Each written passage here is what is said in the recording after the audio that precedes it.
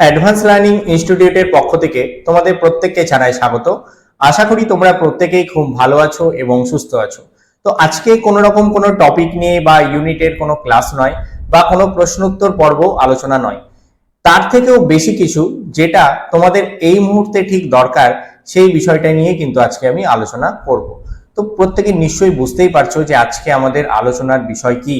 আজ কিন্তু আমরা আলোচনা করব তোমাদের হতাশা, অর্থাৎ অনেকেই ভাবছো যে এনটিএ নেট ক্যান্সেল হয়ে গেল ঠিক একদিনের মাথায়। চরম হতাশাগ্রস্ত অনেকেই তোমরা হয়ে পড়েছো, কারণ বছরের পর বছর প্রিপারেশন বা যারা অল্প সময়ের মধ্যেই খুব ভালো প্রস্তুতি নিয়ে রেখেছিলে এবং পরীক্ষাটা খুব ভালোভাবে দিয়েছিলে, তারা কিন্তু অনেকটাই হতাশাগ্রস্ত হয়ে পড়েছো, তাই তো? তো তোমাদের হতাশ হওয়ার এই মুহূর্তে আমি মনে করি না যে খুব একটা বিশেষ কিছু রয়েছে, কারণ আশা করা যায় আগামী 2 মাসের মধ্যে তোমাদের সেই বন্ধ হয়ে যাওয়া পরীক্ষা বা ক্যান্সেল হয়ে যাওয়া পরীক্ষা আবার হতে চলেছে, ঠিক আছে? এবং একান্তই যদি না হয় সেই পরীক্ষা, তোমরা কিন্তু ডিসেম্বর মাসে অবশ্যই একটা নেট পরীক্ষা পাবে এবং তার সাথে সাথে শুধু নেট নয়, নেটের সাথে সাথে একটা সেট পরীক্ষাও কিন্তু তোমরা পাবে, যেটা আমাদের কিন্তু প্রায় প্রত্যেক বছরই ডিসেম্বর বা জানুয়ারি মাসে হয়ে থাকে। তাহলে হাতে কিন্তু আমাদের রয়েছে প্রায় 6 মাস মতো। এই 6 মাসে আমরা ঠিক কিভাবে প্রস্তুতি নেব, পেপার 1 ঠিক কিভাবে পড়বো, কারণ অনেকেই রয়েছে যারা সেলফ স্টাডি করছো, নিজের মতো বাড়িতে পড়ছো আর নোটস বানাচ্ছো, প্রিভিয়াস ইয়ারের কোশ্চেন সলভ করছো, তাদের জন্য কিন্তু আজকের এই ভিডিও। যারা কোনো রকম কোনো ইনস্টিটিউটের সাথে বা কোচিং এর সাথে যুক্ত নও, তোমরা ঠিক কিভাবে প্রস্তুতি নেবে তোমাদের কথা ভেবে কিন্তু আজকে আমার এই প্রয়াস বা ভিডিও। তো তোমরা আশা করি আজকে এই ভিডিও থেকে অনেকটাই বেশি উপকৃত হবে। পেপার 1টাকে নিজের মতো করে গুছিয়ে ঠিক কিভাবে পড়লে তোমরা অনায়াসে 80+ নাম্বার পেতে পারো, আমি কিন্তু আজকে তোমাদের একটা সুন্দর করে গাইডলাইন করে দেব। ঠিক বলার চেষ্টা করব যে কোন ভাবে গেলে কি রকম স্ট্র্যাটেজি নিয়ে পড়লে বা ইউনিট ওয়াইজ আমাদের স্ট্র্যাটেজি ঠিক কি রকম হবে, এটা কিন্তু আমাদের খুব জানা দরকার। এই ছোট ছোট বিষয়গুলো কিন্তু আমাদের অনেকেই বলে না যে আমরা ঠিক ইউনিট ওয়াইজ কি রকম স্ট্র্যাটেজি নেব। দেখো, স্ট্র্যাটেজি কিন্তু সবাই কম বেশি নেবে, সবাই কিন্তু কম বেশি একটা স্ট্র্যাটেজি নিয়ে পড়বে, কিন্তু প্রত্যেকটা ইউনিট ধরে ধরে কি রকম স্ট্র্যাটেজি নিলে আমরা খুব অল্প সময়ে, মানে হাতে 180 দিন, প্রায় 6 মাস, এই 6 মাসের মধ্যে কিন্তু দেখবে বিভিন্ন কাজে, বিভিন্ন অনুষ্ঠান, এটা ওটা সেটাতে কিন্তু আমাদের ওই 180 দিনটা হয়তো গিয়ে দাঁড়াবে 150 দিন। এই 150 দিনের প্রস্তুতি কিন্তু আমাদেরকে নিতে হবে, কারণ আজ এটা কাল সেটা এরকম বিভিন্ন অনুষ্ঠান বা বিভিন্ন রিচুয়ালস আমাদের পালন করতে গিয়ে দেখবে কোন দিক দিয়ে 30টা দিন তুমি তোমার প্রস্তুতি কমিয়ে ফেলেছো বা তোমার প্রস্তুতি ঘাটতি পড়ে গেছে, তুমি নিজেও কিন্তু বুঝতে পারবে না। তো ঠিক 6 মাসে কি রকম ভাবে ইউনিট ওয়াইজ স্ট্র্যাটেজি নেওয়া আমাদের দরকার, যাতে আমরা প্রত্যেকটা ইউনিটে খুব স্ট্রং প্রিপারেশন করতে পারি, আজকে সেই বিষয়ে কিন্তু আমরা আলোচনা করব। তো আলোচনায় যাওয়ার আগে প্রত্যেককেই মনে করিয়ে দিই, আমাদের অনলাইন যে ব্যাচ, 6 মাসের যে অনলাইন ব্যাচ, এই 6 মাসের অনলাইন ব্যাচ কিন্তু আমাদের আগামী বুধবার থেকে শুরু হচ্ছে, ঠিক আছে? ইতিমধ্যেই অনেক ছাত্রছাত্রী রেজিস্টার করে ফেলেছে নিজের নাম। অভূতপূর্ব একটা তোমাদের মধ্যে থেকে আমি সাড়া দেখতে পেয়েছি। প্রত্যেকবারের মতোই এবছরও অনেক ছাত্রছাত্রী নিজের নাম আমাদের সাথে যুক্ত করে ফেলেছে, রেজিস্টার করে ফেলেছে। তারা কিন্তু পেপার 1-এর প্রস্তুতি ভালোভাবে শুরু করতে চায়। তো তাদের তো গাইড করবই আমি প্রত্যেকবারের মতো, তার সাথে সাথে কিন্তু যারা সেলফ স্টাডি করছো তাদের কথাও কিন্তু আমি মাথায় রেখেছি, কারণ অনেকেই আছো যারা হয়তো বাড়িতে ভাবছো আমি নিজে থেকে একটু সেলফ স্টাডি করব, তারা কিভাবে করবে, তাদের জন্যই কিন্তু আজকের মূলত এই ভিডিও। তো দেখো, আমি তোমাদেরকে ঠিক 6 মাসের একটা গাইডলাইন বা ইউনিট ওয়াইজ স্ট্র্যাটেজি তোমাদের কেমন হওয়া উচিত এই বিষয়ে একটু আমি আলোচনা করি। তো প্রথমতই, যেহেতু আমি ইউনিট ওয়াইজ স্ট্র্যাটেজি নিয়ে আলোচনা করব, সেই জন্য আমি ইউনিট গুলো সম্পর্কে তোমাদের একটু ভালো করে বোঝানোর বা ধারণা দেওয়ার চেষ্টা করি। আমি জানি তোমরা ইতিমধ্যেই জানো যে আমাদের কোন কোন ইউনিট রয়েছে পেপার 1-এ, তাও আমি তোমাদের একটু বলে দিই। আমি আমার দিক থেকে এই যে ইউনিট আমাদের রয়েছে মোট 10টা, পেপার 1-এ যে মোট 10টা ইউনিট রয়েছে, এই 10টা ইউনিটকে আমি 3টে ক্যাটাগরিতে ভাগ করেছি। দেখো কি কি ক্যাটাগরি। প্রথম ক্যাটাগরি হচ্ছে আমার কনসেপ্ট ক্লিয়ারিং ইউনিট। আমাদের কিছু কনসেপ্ট ক্লিয়ারিং ইউনিট রয়েছে, আমি একটু পরে তোমাদের দেখাচ্ছি কি কি আমাদের কনসেপ্ট ক্লিয়ারিং ইউনিট রয়েছে। সেকেন্ড রয়েছে আমাদের কিছু ইনফরমেটিভ ইউনিট, ঠিক আছে, এবং আরেকটা ক্যাটাগরি আমাদের রয়েছে সেটা হচ্ছে প্র্যাকটিস ইউনিট। তাহলে এই যে আমাদের ইউনিটগুলো রয়েছে, এই ইউনিটগুলো সম্পর্কে আমরা ডিটেলস জানবো এবং প্রত্যেকটা ইউনিটের আমাদের স্ট্র্যাটেজি কি রকম হওয়া উচিত সেই বিষয়ে কিন্তু আমি আলোচনা করব। তো আশা করি এতটুকু বুঝতে পেরেছো যে আমাদের কি কি টাইপের ইউনিট রয়েছে। আমি খুব একদম মানে কি বলবো, তোমাদের এমন ভাবে ইউনিট ওয়াইজ স্ট্র্যাটেজি দেওয়ার চেষ্টা করব, আমি বিশ্বাস রাখছি যে তোমরা যদি এইগুলোকে যদি একটু ফলো করো ভালো করে, আমার মনে হয় পেপার 1-এ 80+ মার্কস তোলা খুব একটা কঠিন বিষয় হবে না। কারণ ইতিমধ্যেই এর আগেও অনেকেই কিন্তু এই সেম স্ট্র্যাটেজি ফলো করেই কি হয়েছে 80+ মার্কস কিন্তু পেয়েছে, এমন নয় যে পায়নি, পেয়েছে বলেই আমি আজকে তোমাদের সাথে এই স্ট্র্যাটেজিটা আমি শেয়ার করছি। তো অলরেডি 3টে টাইপের ইউনিট সম্পর্কে বললাম, এবার একটু দেখে নেব আমাদের কনসেপ্ট ক্লিয়ারিং ইউনিট বলতে আমরা ঠিক কোন কোন ইউনিটগুলোকে বুঝছি। দেখো, কনসেপ্ট ক্লিয়ারিং ইউনিট অ্যাকচুয়ালি আমাদের রয়েছে মাত্র 3টে। কি কি? একটা হচ্ছে unit 1 teaching aptitude, unit 2 research aptitude এবং ইউনিট 4 রয়েছে আমাদের কমিউনিকেশন। এই 3টে ইউনিটকে আমি বলছি কনসেপ্ট ক্লিয়ারিং ইউনিট। কেন কনসেপ্ট ক্লিয়ারিং ইউনিট বলছি? কারণ এই 3টে ইউনিট থেকে আমাদের প্রপার কনসেপ্টটাকে ক্লিয়ার করতে হবে। আমাদের ধারণা বা কনসেপ্ট যদি ক্লিয়ার না থাকে তাহলে কিন্তু আমরা কোনোভাবেই কোনো প্রশ্নের উত্তর করতে পারবো না। এবং এখান থেকে কিন্তু একদম কনসেপচুয়াল প্রশ্ন আসে, মানে তুমি মুখস্থ বিদ্যা বা মুখস্থ করে গেলে কিন্তু তুমি একটা উত্তর করতে পারবে না, ঠিক আছে। হ্যাঁ, এমন যদি কোনো ওয়ান লাইনার টাইপ কোশ্চেন আসে যেটা হয়তো তুমি কোথাও পড়েছো, তার উত্তর হয়তো করে দিতে পারো, কিন্তু বেশিরভাগ ক্ষেত্রেই বর্তমানে নেট পরীক্ষায় যে ধরনের প্রশ্ন আসছে তাতে কিন্তু মুখস্থ বিদ্যা কোনো রকম কোনো কাজে দেবে না। সুতরাং এই 3টে ইউনিট থেকে আমাদের একদম প্রপার কনসেপ্ট ক্লিয়ার করা দরকার। তো আমাদের ইতিমধ্যেই এই অ্যাডভান্স লার্নিং ইনস্টিটিউটের ইউটিউব চ্যানেলে টিচিং, রিসার্চ এবং কমিউনিকেশন এগুলো থেকে কিন্তু অনেক ভিডিও দেয়া রয়েছে। মানে শুধু টপিক ওয়াইজ ভিডিও নয়, টপিক ওয়াইজ ছাড়াও কিছু কোশ্চেন অ্যান্সার অর্থাৎ এমসিকিউ টাইপেরও কিছু ভিডিও কিন্তু দেয়া রয়েছে। তোমরা যারা দেখোনি চ্যানেল ভিজিট করে বা সার্চ করে দেখে নিতে পারো, ঠিক আছে। তো দেখো, টিচিং অ্যাপটিটিউড, এই যে টিচিং অ্যাপটিটিউড খুব ইম্পর্টেন্ট একটা পার্ট। এখান থেকে কিন্তু প্রত্যেক বছরই কনসেপচুয়াল কিছু কোশ্চেন আসে। এবার আমাদের কনসেপচুয়াল কোশ্চেনগুলোকে খুব ভালোভাবে বুঝে নিয়ে সলভ করতে হবে। যদি আমরা ভালো করে বুঝে না নিয়ে সলভ করি তাহলে কিন্তু আমরা উত্তর হয়তো করে আসতে পারবো, কিন্তু উত্তরটা সঠিক হবে না। এটুকু আমি গ্যারান্টি দিয়ে বলছি, উত্তর আমার হয়ে যাবে কিন্তু সঠিক উত্তর আমি কখনোই করতে পারবো না। ক্লিয়ার? তাহলে ঠিক কোন কোন এরিয়াগুলো, কোন কোন জায়গাগুলো আমাকে টিচিং অ্যাপটিটিউডে পড়তে হবে? টিচিং অ্যাপটিটিউডের প্রশ্ন সঠিক করার জন্য বা ক্লিয়ার কনসেপ্টের জন্য আমি একটু যদি ইংরেজি বইয়ের সাথে সাথে বাংলা বইগুলো ফলো করি। বাংলা বই বলতে এবার বলবে স্যার কি ধরনের বাংলা বই?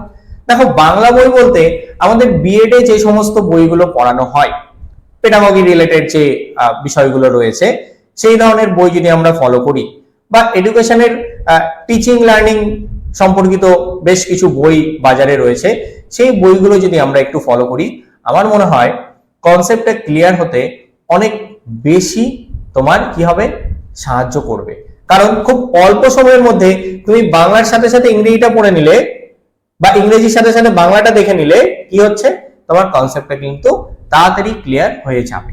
সেই জন্যই আমাদের টিচিং অ্যাপটিটিউড বা রিসার্চ অ্যাপটিটিউড এই দুটো ইউনিটের কনসেপ্ট ক্লিয়ার করার জন্য আমাদের প্রথম স্ট্র্যাটেজি হচ্ছে কি স্ট্র্যাটেজি? আমরা ইংরেজি অর্থাৎ নেটের বইয়ের সাথে সাথে আমরা যদি একটু বাংলা বইগুলো ফলো করি, এবং আমাদের রিসার্চের, আমাদের গবেষণা সম্পর্কিত অনেক বইও কিন্তু বাজারে রয়েছে, খুব সুন্দর সুন্দর কিছু বই রয়েছে, সেই বইগুলো থেকেও আমরা কিন্তু কনসেপ্ট ক্লিয়ার করতে পারি। মানে যারা ধরো ইংরেজিতে একটু তুলনামূলকভাবে দুর্বল রয়েছে, তারা বাংলাটা যদি দেখে নাও ইংরেজির সাথে সাথে, তাহলে আমার মনে হয় তোমার কনসেপ্টটা অনেক বেশি ক্লিয়ার হয়ে যাবে খুব তাড়াতাড়ি, বাকিদের থেকে খুব তাড়াতাড়ি ক্লিয়ার হয়ে যাবে। তাহলে ইউনিট ওয়াইজ আমি ঠিক এই স্ট্র্যাটেজিটাই বলতে চেয়েছি টিচিং এবং রিসার্চের ক্ষেত্রে যে তোমরা ইংরেজি বইয়ের সাথে সাথে একটু বাংলা বইটা দেখো। এবার যখন এমসিকিউ সলভ করতে আসবে তখন দেখো যে টিচিং এবং রিসার্চ থেকে বিগত 3 থেকে 4 বছর ঠিক কি ধরনের প্রশ্নগুলো এসেছে তোমরা চাইলে ডাউনলোড করে নিতে পারো। আমাদের বিভিন্ন জায়গা থেকে কিন্তু আমাদের প্রিভিয়াস ইয়ারের কোশ্চেন দেয়া থাকে এবং নেটেরও বিভিন্ন বই রয়েছে, সেখানেও কিন্তু প্রিভিয়াস ইয়ারের কোশ্চেন দেয়া থাকে। এবং আমিও কিন্তু মাঝে মাঝেই অ্যাডভান্স লার্নিং ইনস্টিটিউটের ইউটিউব চ্যানেলে আমি প্রিভিয়াস ইয়ারের কোশ্চেনও কিন্তু সলভ করাই, ঠিক আছে? সেই ভিডিওগুলো তুমি দেখতে পারো, তাহলে একটা তুমি ক্লিয়ার আইডিয়া পেয়ে যাবে যে ঠিক কি রকম ভাবে টিচিং এবং রিসার্চটাকে করতে হবে। তাহলে একটা স্ট্র্যাটেজি অলরেডি আমি বললাম, বা দুটো স্ট্র্যাটেজি বললাম। আরেকটা স্ট্র্যাটেজি আমাদের কি হওয়া উচিত, আমাদের দেখতে হবে ঠিক কি কি টাইপের প্রশ্নগুলো বেশি আসছে। যেমন ধরো আমাদের টিচিং এবং রিসার্চ থেকে assets and reason type question, আমাদের টিচিং এবং রিসার্চ থেকে ধরো রিসার্চের কিছু টাইপস, আমাদের অনেক রিসার্চ রয়েছে, বিশেষ করে আমাদের যেই রিসার্চগুলো থেকে বেশি প্রশ্ন আসে experimental research, action research, fundamental research, ঠিক আছে? এই ধরনের রিসার্চ টাইপগুলো থেকে কিন্তু বেশি প্রশ্ন আসে। তাহলে এই রিসার্চ টাইপ এবং এগুলোর কি ক্যারেক্টারিস্টিক্স রয়েছে এবং এই রিসার্চগুলোর অ্যাপ্লিকেশন কি, ঠিক কোন জায়গায় কোন রিসার্চ আমি ইউজ করব, এই বিষয়গুলো যদি একটু ভালো মতো পড়া যায় আমার মনে হয় যে তোমাদের ইউনিট ওয়াইজ কনসেপ্টটা খুব ভালোভাবে ক্লিয়ার হয়ে যাবে, তাই তো? সুতরাং যে জায়গাগুলো আমি বললাম, এবার টিচিং এর ক্ষেত্রে কোনগুলো? টিচিং এর ক্ষেত্রে দেখবে এখন বেশি প্রশ্ন আসে স্বয়ংপ্রভা মক্স, এই যে পার্টটা রয়েছে এই বছরও নেট পরীক্ষাতে কিন্তু এখান থেকে প্রশ্ন এসেছে। তাহলে এই যে অনলাইন যে পার্টটা রয়েছে, টিচিং এর অফলাইনের সাথে সাথে অনলাইন যে পার্টটা রয়েছে, এই পার্ট থেকে কিন্তু আমাদের এখন অনেক রকম প্রশ্ন আসে। তাহলে সেই জায়গাটাকে আমাকে পড়তে হবে ভালো করে, ঠিক আছে? তাহলে এইভাবে কিন্তু আমরা স্ট্র্যাটেজি নিয়ে, ইউনিট ওয়াইজ স্ট্র্যাটেজি নিয়ে পড়বো। এছাড়াও আমাদের টিচিং লার্নিং এর অনেক রকম আমাদের থিওরি রয়েছে, এই থিওরি গুলো থেকেও কিন্তু অনেক সময় প্রশ্ন আসে। টিচিং এর কিছু থিওরি বা টিচিং এর যে লেভেল গুলো রয়েছে, memory level of teaching, understanding level of teaching, reflective level of teaching, এই যে টিচিং এর যে ডিফারেন্ট লেভেল গুলো রয়েছে, প্রত্যেকটা লেভেলের কি ক্যারেক্টারিস্টিক্স রয়েছে এবং প্রত্যেকটা লেভেলের অ্যাপ্লিকেশন কি, কোন কোন জায়গায় এগুলোকে ইউজ করা হচ্ছে, কি সিনারিওতে ইউজ করা হচ্ছে, এই বিষয়গুলো যদি ভালো করে আমি আয়ত্ত করতে পারি আমার মনে হয় টিচিং থেকে আমার কোনো প্রশ্নই বাদ যাবে না, মানে আমার কনসেপ্টটা ক্লিয়ার থাকবে। বোঝা গেল? এবার আবার একটু রিসার্চের জায়গাটা যদি আমরা আলোচনা করি, রিসার্চের আমাদের স্যাম্পলিং, এই বছরও কিন্তু স্যাম্পলিং থেকে কোশ্চেন এসেছিল। আমাদের প্রবাবিলিটি স্যাম্পলিং এর মধ্যে কোনগুলো পড়ছে, নন প্রবাবিলিটির মধ্যে কোনগুলো পড়ছে, এই জায়গাটা কিন্তু খুব ভালোভাবে প্রত্যেকে দেখবে যারা সেলফ স্টাডি করছো, তোমাদের জন্য বলছি। এবং স্টেপস অফ রিসার্চ, স্টেপস, রিসার্চের স্টেপস, এই স্টেপস অফ রিসার্চে আমি সহজ বাংলায় আমাদের এই ইউটিউব চ্যানেলে কিন্তু একটা ভিডিও আমি অলরেডি অনেকদিন আগেই দিয়েছি, তোমরা চাইলে সেই ভিডিওটা দেখে নিতে পারো। আমার মনে হয় সেই ভিডিওটা একবার দেখে নিলে তোমার রিসার্চের স্টেপগুলো কি কি রয়েছে, ঠিক কোন জায়গা থেকে রিসার্চের শুরু এবং কোথায় গিয়ে শেষ, মানে ইন্ট্রোডাকশন টু কনক্লুশন, আমার মনে হয় যে কোনো স্টেপে তোমার আর কোনো সমস্যা থাকবে না, ঠিক আছে? তাহলে এই টেকনিক্যাল পার্টগুলো কিন্তু আমরা টিচিং এবং রিসার্চ থেকে ভালো করে দেখব, ঠিক আছে? এবার কমিউনিকেশনে যদি আমি আসি, কমিউনিকেশন থেকে ঠিক কি দেখব, আমাদের ইউনিট 4 রয়েছে কমিউনিকেশন। তাহলে কমিউনিকেশন থেকে যেগুলো আমরা দেখব তার মধ্যে প্রথমেই হচ্ছে কমিউনিকেশনের টাইপস গুলো। আমাদের অনেক রকম কমিউনিকেশনের টাইপস রয়েছে, ঠিক আছে? Verbal communication, non verbal communication, ঠিক আছে? আমাদের মাস মিডিয়া কমিউনিকেশনে রয়েছে, বিভিন্ন রকম টাইপস রয়েছে, ঠিক আছে? তাহলে প্রত্যেকটা টাইপস খুব ভালোভাবে আমাদের জানতে হবে, পড়তে হবে, বুঝতে হবে, কারণ কমিউনিকেশনের টাইপস গুলো থেকে কিন্তু প্রত্যেক বছরই প্রশ্ন আসে। এবং এর সাথে সাথে কমিউনিকেশনে কিছু মডেল রয়েছে, ট্রানজাকশনাল মডেল, লিনিয়ার মডেল, বিভিন্ন রকম মডেল রয়েছে কমিউনিকেশনে, বিভিন্ন রকম মডেল রয়েছে।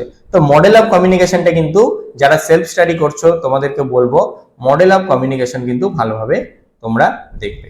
এবং মোটামুটি নেটের যে বাজার চলতি বইগুলো সেখানে কিন্তু মডেল অফ কমিউনিকেশন আলোচনা ঠিকঠাক ভাবেই করা আছে। তো একটু জাস্ট বুঝে নিতে হবে বিষয়গুলোকে, না হলে কি হবে আমরা কিন্তু কমিউনিকেশনের যে মডেলগুলো রয়েছে তার থেকে কি ধরনের প্রশ্ন আসে একটু যদি আমি বলি। আমাদের প্রশ্ন আসে কমিউনিকেশনের যে বিভিন্ন মডেল রয়েছে কোন স্টেপের পর কোন স্টেপ ফলো হয়। যেমন আমরা জেনারেল মডেল অফ কমিউনিকেশনে কি জানি, কমিউনিকেশনের যে জেনারেল মডেল রয়েছে সেখানে আমরা কি জানি, আমাদের সেন্ডার থেকে শুরু হচ্ছে রিসিভারে গিয়ে শেষ হচ্ছে, তাই তো। মাঝখানে আমাদের রয়েছে এনকোডিং, মিডিয়াম রয়েছে, ডিকোডিং রয়েছে এবং শেষে গিয়ে আমাদের আসছে রিসিভার, তাই তো। তো এই যে বিষয়গুলো আমাদের বিভিন্ন কমিউনিকেশন মডেলে কিন্তু এগুলো বিভিন্ন রকম ভাবে সিকোয়েন্সটা পরপর যাচ্ছে, ঠিক আছে। তো কোথাও দেখবে গেট কিপার শব্দটা ইউজ হচ্ছে, কোথাও আরো একটা নতুন কোনো শব্দ ইউজ হচ্ছে বিভিন্ন রকম মডেলে। তাহলে এই পার্টগুলো কিন্তু ভালোভাবে আমাদেরকে পড়তে হবে। তাহলে কমিউনিকেশনের স্ট্র্যাটেজিটা কি, কমিউনিকেশনে আমাদেরকে দেখতে হবে যে আমরা ঠিক কিভাবে পড়বো কমিউনিকেশনটাকে, কিভাবে পড়লে আমরা সলভ করতে পারবো। দেখো কমিউনিকেশন পড়ার সব থেকে সহজ উপায় হচ্ছে আমরা সবার আগে টাইপস গুলোকে বুঝবো, কমিউনিকেশনের টাইপস কি। সেকেন্ড আমরা বুঝবো কমিউনিকেশনের মডেলগুলো। আমরা সিকোয়েন্স ওয়াইজ যদি একটু বুঝে নিই না, আমাদের জিনিসটা অনেকটা ইজি হয়ে যাবে। কমিউনিকেশন আমাদের কিন্তু দেখবে সিলেবাস খুব ছোট, কমিউনিকেশনের সিলেবাসটা খুব ছোট কিন্তু আছে অনেক বেশি জিনিস। যেমন আইসিটি সিলেবাস কিন্তু খুব ছোট কিন্তু আছে এখানে প্রচুর রকম টপিক, প্রচুর রকম সাব টপিক, তাই তো। তো এক্ষেত্রে আমাদের স্ট্র্যাটেজিটা এটাই হবে, আমরা একটা সিকোয়েন্স মেনটেন করে কমিউনিকেশন পড়বো, মানে যখন যেটা ইচ্ছা হলো আমরা পড়ে নিলাম এরকম যাতে না হয়। আমরা ঠিক কিরকম ভাবে পড়বো, আমরা প্রথমে টাইপস গুলো পড়বো, ভার্বাল নন ভার্বাল জেনে নিলাম, ঠিক আছে। তারপরে আমাদের ভার্বাল নন ভার্বালের মধ্যেও যেগুলো রয়েছে, যেমন ধরো রিটেন কমিউনিকেশন রয়েছে, ওরাল কমিউনিকেশন রয়েছে, বা ভার্বাল কমিউনিকেশনের ঠিক কি কি এলিমেন্ট রয়েছে এখান থেকেও কিন্তু অনেক সময় কোশ্চেন আসে, যেমন ক্ল্যারিটি, ঠিক আছে। এই যে বিভিন্ন রকম আমাদের এলিমেন্ট গুলো রয়েছে ভার্বাল কমিউনিকেশন বা ওরালের, এই এলিমেন্ট গুলোকে আমাদের পড়তে হবে, খুব ভালো করে জানতে হবে যে ভার্বাল কমিউনিকেশনের এলিমেন্ট কোনগুলো, ঠিক আছে। বা ফর্মাল এবং ইনফর্মাল কমিউনিকেশনটা ঠিক কি, এইগুলো কিন্তু ভালোভাবে আমাদের পড়তে হবে, জানতে হবে, বুঝতে হবে, ঠিক আছে। তো ঠিক কিরকম ভাবে আমরা কনসেপ্ট ক্লিয়ারিং ইউনিট গুলোকে পড়বো আমি কিন্তু একটা তোমাদের গাইডলাইন দিয়ে দিলাম যারা সেলফ স্টাডি করছো, ঠিক আছে। যারা বিভিন্ন রকম কোচিং বা ইনস্টিটিউটের সাথে যুক্ত রয়েছে তারা যেরকম ভাবে পড়ার বা তোমাদেরকে যেরকম ভাবে গাইড করবেন যিনি পড়াচ্ছেন তোমরা সেই জিনিসটাই ফলো করবে। আমি তোমাদেরকে যেরকম ভাবে ক্লাসে করাবো, আগামী মাস থেকে আমাদের নতুন অনলাইন ব্যাচ শুরু হচ্ছে 6 মাসের জন্য, সেখানে যেমন ভাবে আমি পড়াবো তোমরা সেই জায়গাটাকে ফলো করবে, ঠিক আছে। তো আমাদের স্ট্র্যাটেজিটা কিন্তু ইউনিট ওয়াইজ নিতে হবে। আমি ওভারঅল মাথাতে যদি আমি সবসময় ঢুকিয়ে নিই আমার 10টা ইউনিট, আর 10টা ইউনিট আমি একদম প্রথম থেকে 1 2 3 করে পরপর পড়তে শুরু করলাম, তাহলে কিন্তু হবে না। আমাদেরকে একটু বুঝে পড়তে হবে। আমাদেরকে 10টা ইউনিটের স্ট্র্যাটেজি একই রকম নিলে হবে না, কারণ 10টা ইউনিট কারোর সাথেই কারো মিল নেই। কেউ টিচিং নিয়ে আলোচনা করছে তো কোথাও রিসার্চ নিয়ে আলোচনা হচ্ছে, কোথাও আইসিটি নিয়ে আলোচনা হচ্ছে, কোনো রকম তো মিল নেই। তাহলে আমি নিজের মতো পড়লে হবে না, আমাকে ইউনিট ওয়াইজ একটা স্ট্র্যাটেজি বা প্ল্যান বানিয়ে কিন্তু পড়তে হবে। তো এটাই তোমাদেরকে বলার। এবং যারা অনলাইন ক্লাস করবে তোমরা নিজেরাই বুঝতে পারবে যে ঠিক কিরকম ভাবে আমি তোমাদেরকে সিকোয়েন্স ওয়াইজ পড়াবো, মানে আজ এটা পড়াচ্ছি কাল ওটা পড়াচ্ছি এরকম নয়। তোমরা 24/7 আমার সাথে ইন্টারঅ্যাকশন করতে পারবে, যেটা কিন্তু অন্যান্য জায়গায় হয় না। তুমি বুঝতে পারলে না তোমাকে কোন রকম কথা বলার সুযোগ দেওয়া হবে না, তোমাকে আগে থেকেই মিউট করে রেখে দেওয়া হয়েছে। তোমাকে মিউট করে রেখে দেওয়া হয়েছে, যখন তুমি ক্লাসে জয়েন করলে তোমাকে মিউট করে রেখে দেওয়া হয়েছে। তুমি হঠাৎ কোনো জায়গায় বুঝতে অসুবিধা হলো, তুমি আনমিউট করে টিচারকে বলতে পারছো না, ঠিক আছে। তাহলে এই জিনিসগুলো কিন্তু এখানে হবে না, এখানে তোমাকে বলার সুযোগ দেওয়া হবে। আমি বলবো তার সাথে সাথে তোমাকে প্রত্যেকটা ধাপে ধাপে জিজ্ঞেস করা হবে তুমি বুঝতে পারলে কিনা। কোথাও যদি কোনো অসুবিধা থাকে আমাকে সাথে সাথে বলবে। ওই এমন নয় 2 ঘন্টা ক্লাস করে নিলাম তারপর 5টা মিনিট সময় দিলাম তোমাকে বলো তোমাদের কি সমস্যা আছে, এইরকম করে কিন্তু এখানে পড়ানো হয় না। আমি 4টা লাইন পড়ানোর পরে তোমাকে বলতে পারি যে এই 4টে লাইন তুমি বুঝতে পারলে তো, এই একটা সাব টপিক তুমি বুঝতে পারলে তো, মানে 2 ঘন্টা ক্লাস করানোর পর তোমাকে জিজ্ঞেস করবো না, তোমাকে 10 মিনিট 15 মিনিট অন্তর অন্তর তোমাকে কিন্তু আমি জিজ্ঞেস করবো যে হ্যাঁ তুমি বা তোমরা বুঝতে পারলে তো, বোঝা গেল তো? তারপরে কিন্তু আমি নেক্সট পার্টটা শুরু করব। তাহলে এই কনসেপ্ট ক্লিয়ারিং ইউনিটের আশা করি তোমরা স্ট্র্যাটেজি বুঝতে পেরেছো, ঠিক কি রকম ভাবে আমরা কনসেপ্ট ক্লিয়ারিং ইউনিটটা পড়বো। ঠিক আছে, এইবার চলে আসবো আমাদের নেক্সট যে পার্টটা ছিল, সেটা হচ্ছে ইনফরমেটিভ ইউনিট। এই ইনফরমেটিভ ইউনিট আমরা কিভাবে পড়বো, বা ইনফরমেটিভ ইউনিটের মধ্যে কি কি পড়ছে? দেখো, ইনফরমেটিভ ইউনিটের মধ্যে আমাদের যেগুলো পড়ছে সেগুলো হচ্ছে আইসিটি, যেটা হচ্ছে ইউনিট 8, তারপর রয়েছে আমাদের unit 9 people development and environment, এবং ইউনিট 10 রয়েছে হায়ার এডুকেশন সিস্টেম। তাহলে এই তিনটে ইউনিটকে আমরা কিভাবে পড়বো? এগুলোকে আমরা ইনফরমেটিভ ইউনিটে কেন বলছি? আমরা এগুলোকে ইনফরমেটিভ ইউনিট বলছি কেন, কি কারণ? দেখো, আমরা এগুলোকে ইনফরমেটিভ ইউনিট এই কারণেই বলছি কারণ এগুলো থেকে আমাদের ইনফরমেশন বেসড প্রশ্ন আসে। কিরকম? ইনফরমেশন বেসড আমাদের প্রশ্ন কিন্তু এগুলো থেকে আসে। তাহলে ইনফরমেশন বেসড কিরকম? ইনফরমেশন বেসটা ঠিক কিরকম? ইনফরমেশন বেস হচ্ছে তোমাকে কোনো কিছু একটা ইনফরমেশন, সেই ইনফরমেশন আমাকে জানতে হবে, সেটা আইসিটি থেকে হোক, পিপল ডেভেলপমেন্ট থেকে হোক, বা হায়ার এডুকেশন থেকে হোক, ইনফরমেটিভ প্রশ্ন আসবে। মানে এখানে তোমাকে ওয়ান লাইনার প্রশ্নও কিন্তু অনেক ক্ষেত্রে দেয়া হবে, ওয়ান লাইনার, বা অনেক সময় তোমাকে 5টা বা 6টা অপশন দিয়ে দেওয়া হবে, তার মধ্যে থেকে তোমাকে বেছে নিতে বলবে যে কোনগুলো ঠিক। যেমন একটা ধরো আইসিটি থেকে অনেক সময় আমাদের প্রশ্ন আসে, একটা পার্ট আছে আইসিটির হার্ডওয়্যার এবং সফটওয়্যার, তোমাকে কি দিতে পারে? বা একটা টপিক আমি ধরে নিলাম ইনপুট ডিভাইস এবং আউটপুট ডিভাইস। তাহলে ইনপুট এবং আউটপুট ডিভাইস থেকে তোমার কি ধরনের আসতে পারে প্রশ্ন? ধরো তোমাকে কয়েকটা ইনপুট ডিভাইসের নাম দিয়ে দিল, বা কিছু ডিভাইসের নাম দিয়ে দিল, যেখানে ইনপুট ডিভাইসও আছে, কিছু কিছু আউটপুট ডিভাইসও আছে।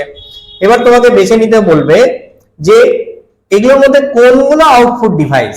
এইরকমই ঠিক একটা প্রশ্ন কিন্তু এবছরও নেট এক্সামে এসেছিল, ইনপুট বা আউটপুট থেকে প্রশ্ন এসেছিল।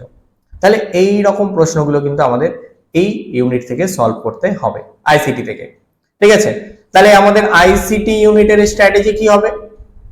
আমার মূল আলোচনার বিষয় হচ্ছে আমরা আইসিটি ইউনিটটাকে কিভাবে পড়বো। আইসিটি ইউনিটের মধ্যে আমাদের কিন্তু দেখবে অনেক রকম জেনারেল অ্যাব্রিভিয়েশন রয়েছে, মানে ফুল ফর্ম রয়েছে কিছু, CPU full form, RAM, ROM, SMPS, ঠিক আছে, ইউআরএল বা এইচটিএমএল, এইচটিটিপি, বিভিন্ন রকম রয়েছে আমাদের। তাহলে আমাদেরকে ছোট ছোট ভাগে ভেঙে নিয়ে ইউনিটটাকে পড়তে হবে। স্ট্র্যাটেজি হবে এটাই, ছোট ছোট ভাগে ভেঙে নিয়ে পড়বো। কিরকম? আইসিটি পড়তে গিয়ে প্রথমেই আমরা কি পড়বো? দেখো, আমি একটু বলে দিই, আমি লিখে দিচ্ছি। আইসিটি পড়তে গিয়ে আমরা প্রথমেই যেটা পড়বো সেটা হচ্ছে নেটওয়ার্ক সম্পর্কে পড়বো। ঠিক আছে, কম্পিউটার নেটওয়ার্ক। তাহলে কম্পিউটার নেটওয়ার্ক মানে, কম্পিউটার নেটওয়ার্ক মানে এখানে আমরা ল্যান, ম্যান, ওয়ান, প্যান, এই ধরনের যে কনসেপ্ট গুলো রয়েছে, মানে নেটওয়ার্কিং সিস্টেম যেটা রয়েছে, সেই নেটওয়ার্কিং সিস্টেম সম্পর্কে আমরা জানবো বা পড়বো। ঠিক আছে, কম্পিউটার নেটওয়ার্ক সম্পর্কে। নেটওয়ার্ক পার্টটা হয়ে যাওয়ার সাথে সাথে আমরা চলে আসব কোন পার্টে? ইন্টারনেট পার্টে চলে আসব। এই ইন্টারনেট পার্ট থেকে কিন্তু বর্তমানে অনেক প্রশ্ন আসে। এবার শুধু ইন্টারনেট পার্ট পড়লেই হবে না, ইন্টারনেটের সাথে সাথে ইন্ট্রানেট, যেটাকে আমরা বলছি, কনসেপ্ট ক্লিয়ারও কিন্তু এখানে এই দুটো জিনিসের একটু করে নিতে হবে। ঠিক আছে, আমরা কোনটাকে ইন্টারনেট বলছি, কোনটাকে ইন্ট্রানেট বলছি, আর কোনটাকে এক্সট্রানেট বলছি। দেখো, তিনটে কিন্তু কনসেপ্ট আছে এখানে। ঠিক আছে, তাহলে এগুলো একটু কিন্তু ভালো করে জেনে নিতে হবে। মানে ইনফরমেশনের সাথে সাথে কয়েকটা কনসেপচুয়াল জিনিসও আছে, কিছু টেকনিক্যাল জিনিসও আছে, যেগুলো একটু জানতে হবে। যেমন ইন্টারনেটের সাথে ইন্ট্রানেটের কি পার্থক্য, বা ইন্টারনেটের সাথে এক্সট্রানেটের কি পার্থক্য, এগুলো একটু ভালো করে জানতে হবে। ঠিক আছে, তাহলে নেটওয়ার্ক আর ইন্টারনেট হয়ে যাওয়ার পর আমরা কি পড়বো?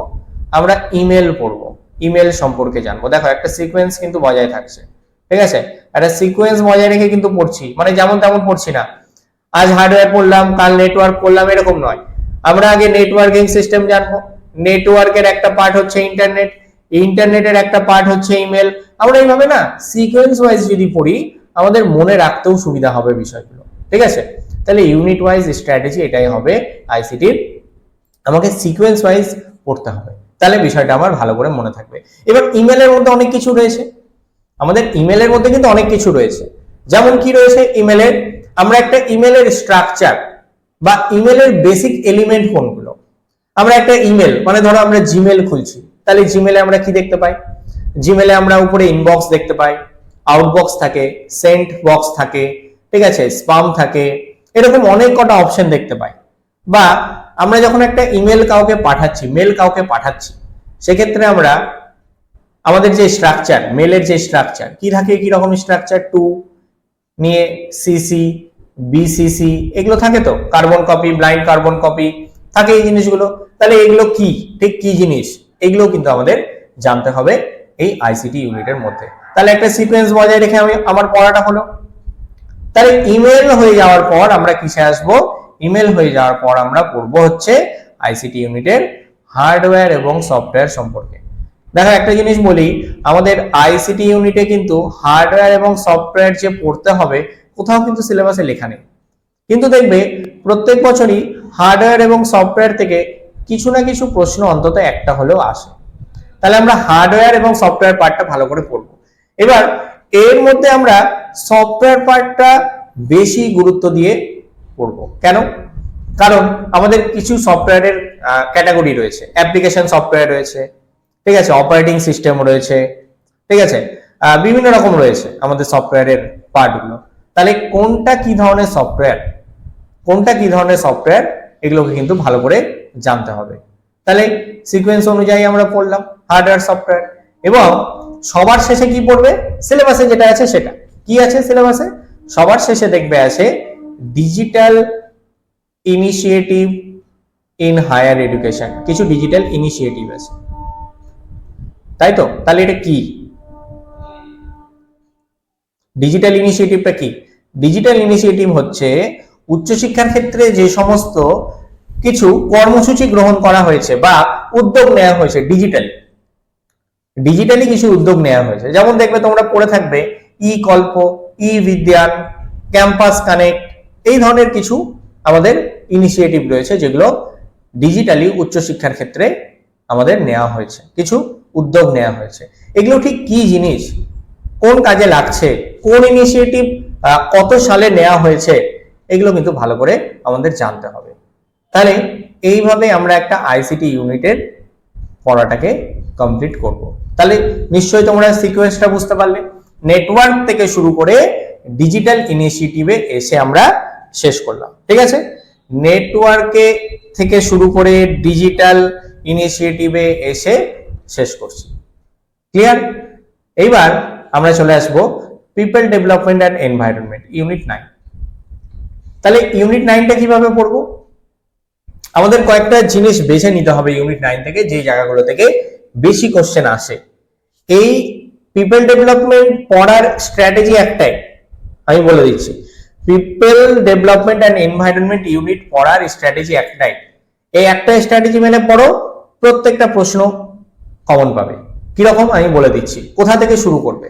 তাহলে যেই জায়গাগুলো থেকে বেশি প্রশ্ন আসছে, প্রথমেই পড়বে মিলেনিয়াম ডেভেলপমেন্ট গোল, এবারও প্রশ্ন এসেছিল। সাস্টেনেবল ডেভেলপমেন্ট গোল, এবারও প্রশ্ন এসেছিল। এই দুটো পার্ট প্রথমেই পড়ো, এবং সিলেবাসে দেখবে প্রথমেই লেখা রয়েছে মিলেনিয়াম ডেভেলপমেন্ট গোল এবং সাস্টেনেবল ডেভেলপমেন্ট গোল, প্রথমেই লেখা রয়েছে। তাহলে এই দুটো আমরা আগে পড়বো সবার আগে। পড়ে নেওয়ার পর কি পড়বো? পড়ে নেওয়ার পর আমরা পড়বো ক্লাইমেট চেঞ্জ সম্পর্কে, ঠিক আছে? ক্লাইমেট চেঞ্জ, এই যে জলবায়ুর পরিবর্তন হচ্ছে, ক্লাইমেট চেঞ্জটা কিভাবে হচ্ছে, কি কি কারণ এর জন্য দায়ী, বা কি কি পলিউটেন্ট এর জন্য দায়ী। মানে ক্লাইমেট চেঞ্জ আমরা এর সাথে এর মধ্যে কি পড়বো? Air pollution, noise pollution, soil pollution, এগুলো পড়বো, সিলেবাসে রয়েছে। তাহলে কোনটা পলিউশনের জন্য কি ধরনের পলিউটেন্ট, অর্থাৎ পলিউটেন্ট বলতে দূষক, তাহলে কোন দূষক কি ধরনের পলিউশন সৃষ্টি করছে, এগুলো আমরা জানবো। এবার নেক্সট কি পড়বো আমরা সিকোয়েন্স ওয়াইজ, এটাও যদি আমরা ধরি, মিলেনিয়াম পড়লাম, সাস্টেনেবল পড়লাম, ক্লাইমেট চেঞ্জ পড়লাম, নেক্সট আমরা পড়বো হচ্ছে আমাদের কিছু ইন্টারন্যাশনাল এগ্রিমেন্ট রয়েছে। কি কি? কিয়োটো প্রোটোকল রয়েছে, মন্ট্রিল প্রোটোকল রয়েছে, ইন্টারন্যাশনাল সোলার অ্যালায়েন্স রয়েছে তো এগুলো প্রত্যেকটা, এইগুলোকে খুব ভালোভাবে আমাদের পড়তে হবে, কারণ এখান থেকে কিন্তু কোশ্চেন আসে। প্রত্যেক বছরই আমাদের বিভিন্ন ইন্টারন্যাশনাল এগ্রিমেন্ট গুলো থেকে কোশ্চেন আসছে, সুতরাং এগুলোকে ভালোভাবে আমাদের পড়তে হবে। তাহলে বোঝা গেল পিপল ডেভেলপমেন্ট অ্যান্ড এনভায়রনমেন্ট থেকে কি কি পড়বো। দেখো অনেক বড় সিলেবাস দেখলে বুঝতে পারবে যে আমাদের যে টোটাল আমাদের 10টা ইউনিট রয়েছে পেপার 1-এ, তার মধ্যে সব থেকে বড় ইউনিট হচ্ছে পিপল ডেভেলপমেন্ট অ্যান্ড এনভায়রনমেন্ট। কিন্তু সবটা যদি পড়ো, সবটা পড়েও আমি বলবো যে অনেক কিছু বাকি থেকে যাবে। এই পিপল ডেভেলপমেন্ট অ্যান্ড এনভায়রনমেন্ট থেকে কিন্তু বর্তমানে শুধু এই কটা জিনিস পড়লেই হবে না, আরো একটা জিনিস পড়তে হবে, সেটা হচ্ছে বিভিন্ন রকম আমাদের ক্লাইমেট সম্পর্কিত যে আমাদের অধিবেশনগুলো হচ্ছে বা কনফারেন্স গুলো হচ্ছে সেগুলো সম্পর্কে জানতে হবে। বিশেষ করে COP, COP, conference on parties যে রয়েছে, কপ 1 কবে হয়েছিল, কপ 2, কপ 3, এরকম ভাবে আমাদের কিন্তু জানতে হবে যে কোন কপ কত সালে হয়েছিল এবং কোন জায়গায় অনুষ্ঠিত হয়েছিল, এই বিষয়টা কিন্তু জানতে হবে। কারণ সিলেবাসে লেখা না থাকলেও অনেক সময় প্রশ্ন আসে। বা আমাদের লাস্ট কপ কত হয়েছে, কপ 26, 27, 28 না 29, বা মাঝখানে কোন বছর কনফারেন্স অন পার্টিস হয়নি, কোন বছর হয়নি, এরকম প্রশ্নও কিন্তু আসতে পারে। মানে এগুলো কি বলতো অনেকটা কারেন্ট অ্যাফেয়ার্স টাইপের প্রশ্ন। মানে পিপল ডেভেলপমেন্ট এগুলো কি ডাইনামিক, তো আমাদের পরিবেশের সমস্ত কিছুই ডাইনামিক, স্থিতিশীল নয়, তো সেই জন্য এখান থেকে আমাদের অনেকটা কারেন্ট অ্যাফেয়ার্স টাইপের প্রশ্নগুলো কিন্তু পড়তে হবে। তো তোমাদের প্রত্যেককেই বলবো কারেন্ট অ্যাফেয়ার্স টাইপের প্রশ্নগুলো পড়ার চেষ্টা করো। যারা সেলফ স্টাডি করছো, আমার কাছে যারা পড়ছো বা আমাদের ইনস্টিটিউটের সাথে যারা যুক্ত রয়েছে, আমি তো তোমাদেরকে বিভিন্ন রকম এই পিপল ডেভেলপমেন্ট থেকে অনেক ইনফরমেশন, মানে সিলেবাসে দেওয়া নেই কিন্তু পরীক্ষাতে আমাদের আসে, নেট বা সেট এক্সামে, এরকম অনেক কিছু কিন্তু আলোচনা করে দিয়েছি। তো তোমাদেরকেও বলবো কিছু কিছু এরিয়া এরকম রয়েছে যেখান থেকে কিন্তু তোমাদের একটু ভালোভাবে স্টাডি করে যেতে হবে, নাহলে কিন্তু সব রকম উত্তর করতে পারবে না। তাহলে আশা করি বুঝতে পেরেছো পিপল ডেভেলপমেন্ট অ্যান্ড এনভায়রনমেন্ট থেকে ঠিক কি কি জিনিসগুলো পড়তে হবে এবং কি স্ট্র্যাটেজি নিয়ে পড়তে হবে। শুধু সিলেবাসের জিনিস পড়লে চলবে না, সিলেবাসের বাইরেও অনেক জিনিস রয়েছে যেগুলো আমাদের পড়তে হবে। বিভিন্ন রকম যে আমাদের ন্যাশনাল হ্যাজার্ড গুলো রয়েছে, প্রত্যেকে আমরা জানি আমাদের অনেক রকম ন্যাশনাল হ্যাজার্ড রয়েছে, আমাদের বন্যা, ভূমিকম্প বা ল্যান্ডস্লাইড, ড্রট, বিভিন্ন রকম রয়েছে। তো এগুলো সম্পর্কে কিন্তু আমাদের জেনারেল নলেজ থাকতে হবে, ঠিক আছে। এবার ইনফরমেটিভ ইউনিটের লাস্ট যে পার্টটা বলবো সেটা হচ্ছে হায়ার এডুকেশন সিস্টেম। খুব ইন্টারেস্টিং পার্ট, খুব সহজ পার্ট। এই হায়ার এডুকেশন সিস্টেম থেকে আমরা ঠিক কি কি পড়বো। হায়ার এডুকেশন সিস্টেম থেকে আমরা যে বিষয়গুলো পড়বো আমি একটু বলে রাখি। প্রথমেই আমরা পড়বো হচ্ছে আমাদের অ্যানসিয়েন্ট এডুকেশন সিস্টেমটা, অর্থাৎ প্রাচীন ভারতবর্ষের শিক্ষা কিরকম ছিল, প্রাচীন ভারতবর্ষের শিক্ষা ব্যবস্থা ঠিক কিরকম ছিল। এখানে আমরা অনেক বিশ্ববিদ্যালয়ের নাম পাবো, তক্ষশিলা, নালন্দা, বিক্রমশিলা, এরকম বিভিন্ন বিশ্ববিদ্যালয়ের নাম পাবো। সেই জায়গাটা কিন্তু ভালোভাবে পড়তে হবে। অ্যানসিয়েন্ট ইউনিভার্সিটিজ ইন ইন্ডিয়া, প্রাচীন ভারতবর্ষে আমাদের উচ্চশিক্ষার কি কি প্রতিষ্ঠান ছিল এবং সেগুলো কাদের দ্বারা প্রতিষ্ঠিত হয়েছিল, বা সেই ইউনিভার্সিটিগুলোকে কারা ফ্লোরিশ করেছিল, কারা পড়াশোনা করতে আসতো বাইরে থেকে, তাদের নাম, সেই বিশ্ববিদ্যালয়গুলো আচার্য কারা কারা ছিলেন, এই জিনিসগুলো না খুব ভালোভাবে জানতে হবে। দেখো ছোট ছোট জিনিস, ইনফরমেটিভ জিনিস কিন্তু, ঠিক আছে, ইনফরমেটিভ, কনসেপ্ট ক্লিয়ারের কিন্তু কোনো দরকার নেই, পুরোটা ইনফরমেটিভ বিষয়। এটা কিন্তু ভালোভাবে আমাদের অ্যানসিয়েন্ট পার্টটা থেকে পড়তে হবে। এবং ভেদিক এডুকেশন বা বৈদিক যুগের যে শিক্ষা, সেটা সম্পর্কেও কিন্তু আমাদের একটু ধারণা নিয়ে রাখতে হবে যে বৈদিক যুগের শিক্ষা ব্যবস্থা ঠিক কিরকম ছিল। আমরা অনেকেই জানি, এবং এক্ষেত্রে আমি আরো একবার বলবো যে আমরা যেরকম ভাবে টিচিং এবং রিসার্চে ইংরেজি বইয়ের সাথে সাথে যখন বাংলা পড়তে বলেছিলাম, এখানেও কিন্তু তোমরা হায়ার এডুকেশনের ক্ষেত্রে কিছু বাংলা বই পড়তে পারো। যেমন কোন জায়গাটায় বাংলা বই পড়বে, আমাদের পোস্ট ইন্ডিপেন্ডেন্স, দেখবে সিলেবাসে লেখা রয়েছে পোস্ট ইন্ডিপেন্ডেন্স, অর্থাৎ স্বাধীনতার পরবর্তী যুগের যে শিক্ষা। এবং এই ক্ষেত্রে আমরা বিশেষ কিছু কমিশন বা কমিটি দেখতে পাই, কমিশন বা কমিটি, ঠিক আছে। তাহলে কিরকম কমিশন বা committee, Kothari commission, Mudaliar commission, university education commission, ঠিক আছে, বা আমরা ঠিক কোন আরো একটা জায়গা আছে যেটা বর্তমানে খুব গুরুত্ব দিয়ে পড়বো, সেটা হচ্ছে আমাদের নিউ এডুকেশন পলিসি 2020। এটা খুব ভালোভাবে পড়বো। লাস্ট যে অনলাইন ব্যাচটা হলো, শেষ হলো, সেখানে কিন্তু আমাদের শেষ ক্লাস এটা নিয়েই ছিল, new education policy. New education পলিসিটা খুব ভালোভাবে পড়তে হবে, এবং নিউ এডুকেশন পলিসি পড়তে গেলে সবার আগে জানতে হবে আগে আমাদের 1968 আর 1986 এই দুটোর পলিসি আগে জানতে হবে। ঠিক আছে, তারপর আমরা নিউ এডুকেশন পলিসিতে আসবো 2020। তাহলে নিউ এডুকেশন পলিসির চেঞ্জেস গুলো কি কি, বা নিউ এডুকেশন পলিসির যে রিকমেন্ডেশন গুলো কি কি, কোন স্তরে কি ধরনের রিকমেন্ডেশনের কথা বলা হয়েছে, এটা কিন্তু খুব ভালোভাবে আমাদের জানতে হবে। যে কোন স্তরে কি ধরনের রিকমেন্ডেশন বা কি ধরনের চেঞ্জেস এসেছে, সেটা যদি না জানা যায়, আমার মনে হয় এখান থেকে কিন্তু ভালো করে উত্তর করে আসতে পারবে না। মানে এগুলো থেকে যদি তোমার ইনফরমেশন না থাকে, কোনোভাবেই কিন্তু উত্তর করে আসতে পারবে না। এবং কিছু বেসিক জিনিসও আমাদের জানতে হবে, যেটা একটু আগে বলছিলাম। আমাদের হায়ার এডুকেশন পড়তে গিয়ে আমরা বিএড এ অনেকেই, মানে প্রত্যেকেই আমরা পড়েছি, সেটা হচ্ছে ইউজিসি সম্পর্কে পড়েছি, এআইসিটিই সম্পর্কে পড়েছি, ন্যাক সম্পর্কে পড়েছি।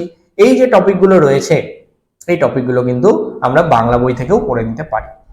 যে ন্যাকের কি ফাংশন, ইউজিসির কি ফাংশন, এআইসিটি কি ধরনের সংস্থা, এই জিনিসগুলো কিন্তু খুব ভালোভাবে জানতে হবে।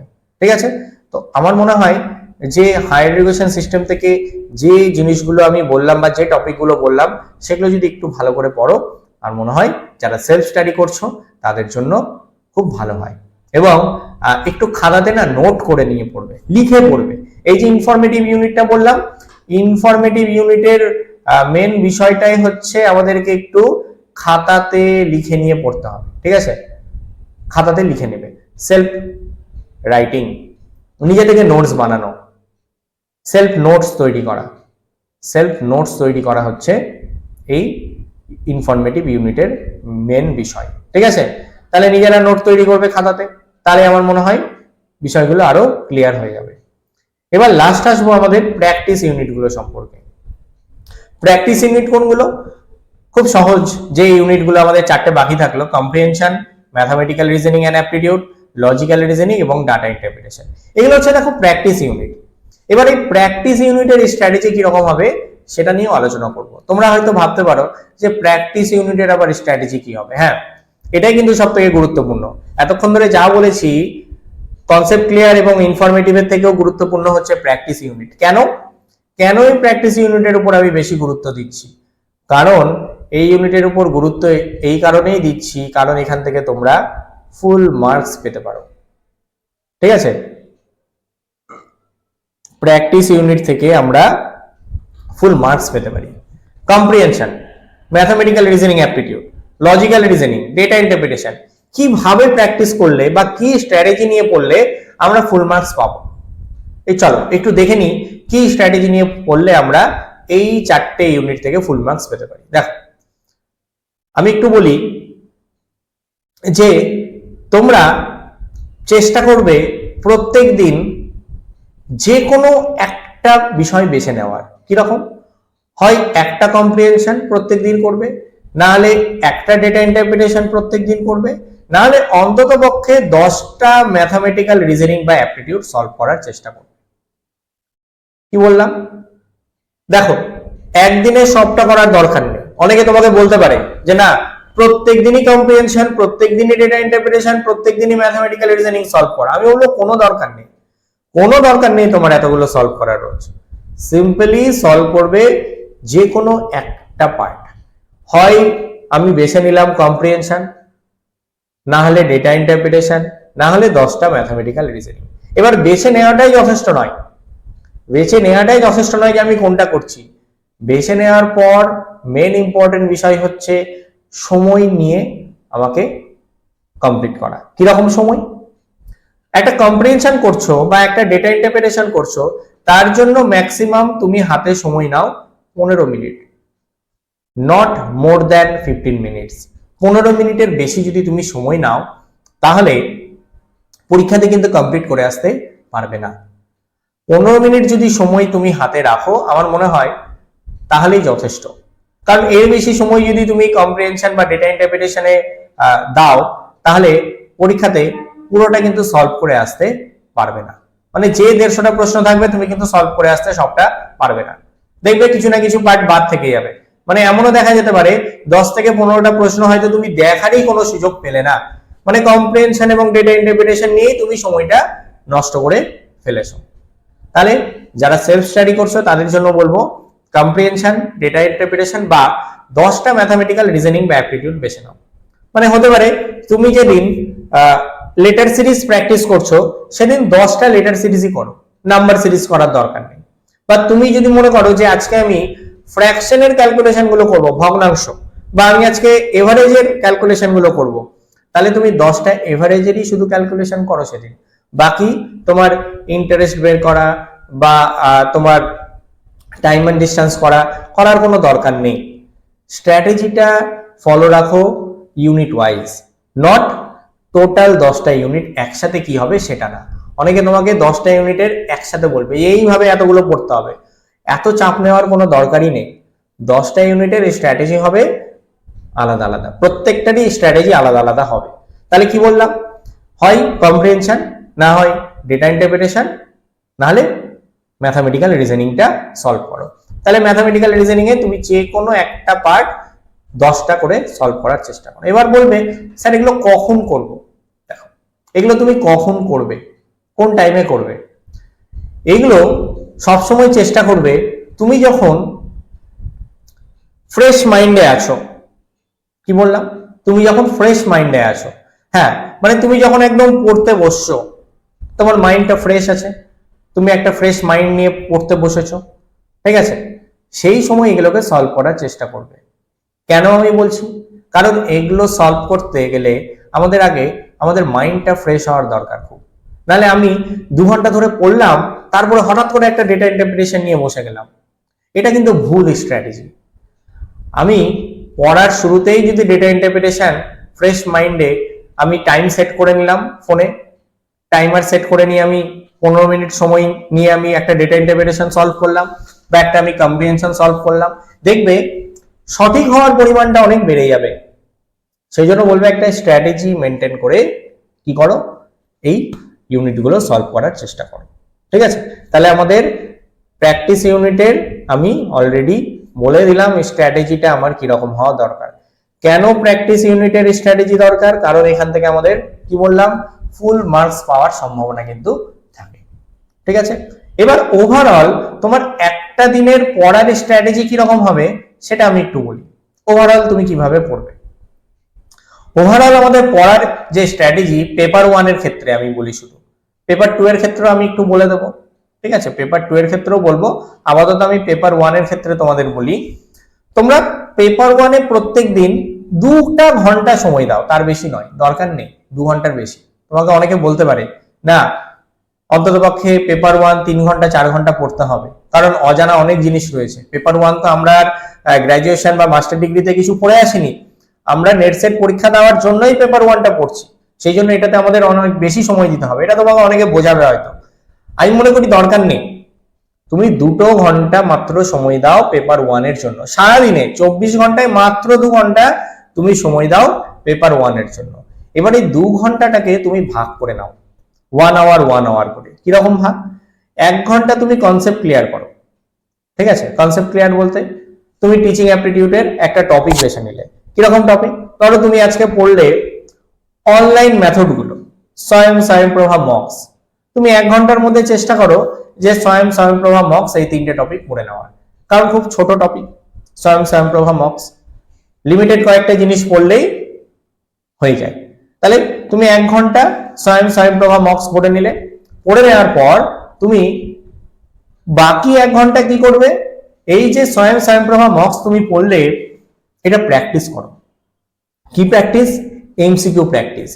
প্রিভিয়াস ইয়ারে যে এমসিকিউ গুলো এসেছে সেটাকে তুমি একটু প্র্যাকটিস করে নাও, বা তোমার কাছে যে পেপার 1 এর বইগুলো রয়েছে সেখানে দেখো স্বয়ংপ্রভা মক্স থেকে কি ধরনের প্রশ্ন এসেছিল সেটাকে সলভ করার। এবার সলভ করে নেওয়ার পর তুমি মিলিয়ে দেখো তোমার কটা উত্তর ঠিক হচ্ছে। ঠিক একই রকম ভাবে রিসার্চ পড়তে আমি শুরু করলাম, রিসার্চে আমি হয়তো হাইপোথেসিস পড়তে শুরু করলাম। তাহলে হাইপোথেসিসে কি কি রয়েছে, হাইপোথেসিসের কি কি টাইপস রয়েছে, নাল হাইপোথেসিস, ডিরেকশনাল, নন ডাইরেকশনাল, অনেক রকম রয়েছে। তো এই যে টাইপস গুলো রয়েছে এগুলো সম্পর্কে আমি আগে কনসেপ্টটা ক্লিয়ার করে নিলাম, তারপরে আমি বের করলাম যে আমার প্রিভিয়াস ইয়ারে হাইপোথেসিস থেকে কি কি এসেছে সেটা 1 ঘন্টার মধ্যে প্র্যাকটিস করে নেওয়া। তাহলে আমি যদি এই একই স্ট্র্যাটেজিতে বাকি ইউনিটগুলো পড়ি, মানে প্র্যাকটিস ইউনিট বাদ দিয়ে বাকিগুলো, মানে বাকি 6টা, teaching, research, communication, ICT, people development এবং হায়ার এডুকেশন সিস্টেম, এই 6টা যদি আমি পড়ি, আমার মনে হয় এই একই স্ট্র্যাটেজি নিয়ে যদি পড়া হয় অনেক বেটার তোমার রেজাল্ট হবে। অর্থাৎ 80+ নাম্বার কিন্তু আমার মনে হয় সহজেই পেতে পারো যদি এই স্ট্র্যাটেজি নিয়ে পড়াটা শুরু করো। কারণ আমি আবার বলি, টোটাল 10টা ইউনিটের স্ট্র্যাটেজি একরকম নয়, আলাদা আলাদা ইউনিট ওয়াইজ স্ট্র্যাটেজি মেনটেন আমাদের করতে হবে। সুতরাং খুব ভালোভাবে আমরা যদি একটু স্ট্র্যাটেজি মেনটেন করে আলাদা আলাদা ইউনিটের আলাদা আলাদা স্ট্র্যাটেজি মেনটেন করে যদি আমরা পড়াটা শুরু করি, তাহলে আগামী 6 মাসের পর তুমি দায়িত্ব নিয়ে বলতে পারবে, হ্যাঁ আমার প্রিপারেশনটা ভালো হয়েছে, আমার প্রিপারেশনটা ভালো হয়েছে, এই কনফিডেন্সটা নিয়ে তুমি পরীক্ষাতে যাবে এবং এই কনফিডেন্সটাই বাকিদের থেকে তোমাকে অনেকটা বেশি এগিয়ে রাখবে, এটুকু আমি বিশ্বাস করি। তো এই স্ট্র্যাটেজি নিয়ে আগামী 6টা মাস আমার মনে হয় যদি প্রত্যেকে একটু পড়াশোনা করো, যারা সেলফ স্টাডি করছো তাদের পক্ষে খুব সুবিধা হবে। কারণ আমি আবার বলছি, আজকের ভিডিওটা যারা সেলফ স্টাডি করছো, যারা কোনো রকম কোনো কোচিং সেন্টার বা ইনস্টিটিউটের সাথে যুক্ত নও, তাদের জন্য কিন্তু খুব বেশি গুরুত্বপূর্ণ। ঠিক আছে, তো মোটামুটি আমার মনে হয় যে তোমরা অনেকটাই বুঝতে পারলে। কতটা বুঝতে পারলে অবশ্যই আমাকে এই ভিডিওর কমেন্ট বক্সে একটু কমেন্টস করে জানিও, বা তোমাদের যদি কোনো রকম কোনো প্রশ্ন থেকে থাকে তাহলেও সেটা আমাকে ভিডিওর কমেন্ট বক্সে কমেন্টস করে জানাতে পারো। তো সেলফ স্টাডি যারা করছো, আগামী 6 মাসে বা 180 দিনের তোমাদের প্রস্তুতি কেমন হবে সে সম্পর্কে আমি একটা গাইডলাইন তোমাদের দেওয়ার চেষ্টা করলাম। কেমন লাগলো অবশ্যই জানিও, এবং তোমাদের যদি মনে হয় তাহলে এই ভিডিওটা তোমাদের পরিচিত যারা নেট এবং সেট পরীক্ষা দেবে তাদের সাথে একটু অবশ্যই শেয়ার করে দিও। কারণ যারা সেলফ স্টাডি করছে তাদের জন্য আমি এই ভিডিওটা কিন্তু তৈরি করলাম, যাতে তোমাদের কোথাও মনে না হয় যে না আমি তো কোথাও কোনো ইনস্টিটিউটের সাথে যুক্ত নয়, আমি তো পড়ছি না, আমি কি পারবো না, এইটা যাতে তোমাদের মনে না হয়। অবশ্যই পারবে। 6 মাসের প্রস্তুতিটা ঠিক কিরকম হবে সে বিষয়ে আলোচনা করে দিলাম। এবং তোমরা যারা মনে করছো যে আমাদের নতুন অনলাইন ব্যাচের সাথে যুক্ত হবে, ইতিমধ্যে অনেকেই যুক্ত হয়ে গেছে। তোমরা যারা মনে করছো যারা যুক্ত হবে তারা এই যে নাম্বার দেওয়া রয়েছে স্ক্রিনে দেখো 8777740493, এই নাম্বারে তোমরা ডিরেক্ট কল বা তোমরা হোয়াটসঅ্যাপ করে জেনে নিতে পারো যে আগামী 6 মাসের যে অনলাইন কোর্স শুরু হচ্ছে জুলাই মাস থেকে, এই জুলাই মাস থেকে ডিসেম্বর পর্যন্ত কি রকম ভাবে বা কি প্রসেসে তোমরা অ্যাডমিশন হতে পারো অবশ্যই জেনে নিও। ঠিক আছে, তো আজকের মতো এখানে শেষ করলাম। সবাই ভালো থেকো, সুস্থ থেকো, ধন্যবাদ সবাইকে।